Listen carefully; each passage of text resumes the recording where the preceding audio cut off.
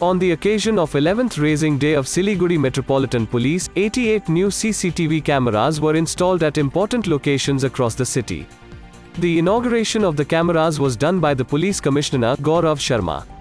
The police also planned to exercise extra vigilance due to increasing criminal activities.